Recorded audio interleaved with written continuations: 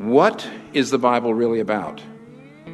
Is the Bible basically about me and what I must do, or is it basically about Jesus and what he has done?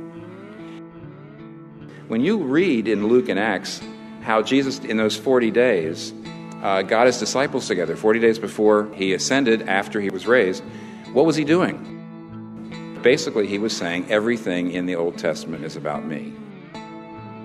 He says, the reason you didn't understand what I was about was you didn't realize that everything in the prophets and the Psalms and the law was pointing to me. Do you believe the Bible is basically about you or basically about him? Is David and Goliath basically about you and how you can be like David and Goliath, or basically about him, the one who really took on the only giants that can really kill us? And so his victory is imputed to us. Who's it really about?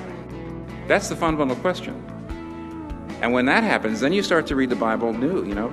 Jesus is the true and better Adam who passed the test in the garden, his garden, a much tougher garden, and whose obedience is imputed to us. Jesus is the true and better Abel, who, though innocently slain, has blood that cries out, not for our condemnation, but for our acquittal. Jesus is the true and better Abraham, who answered the call of God to leave all the comfortable and familiar and go into the void, not knowing whither he went. Jesus is the true and better Isaac, who was not just offered up by his father on the mount, but was truly sacrificed for us all, while God said to Abraham, now I know you love me, because you did not withhold your son, your only son, whom you love from me. Now we, at the foot of the cross, can say to God, now we know that you love me, because you did not withhold your son, your only son, whom you love from me.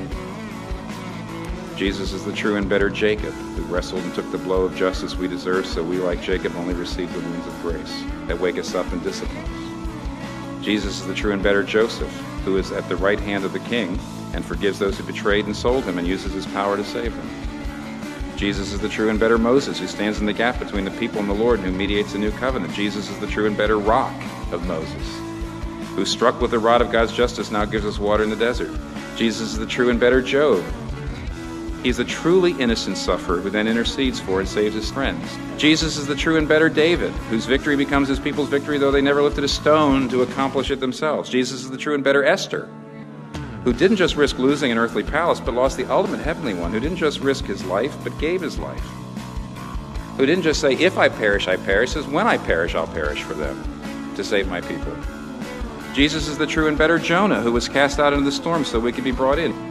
He's the real Passover lamb. He's the true temple, the true prophet, the true priest, the true king, the true sacrifice, the true lamb, the true light, the true bread. The Bible's not about you.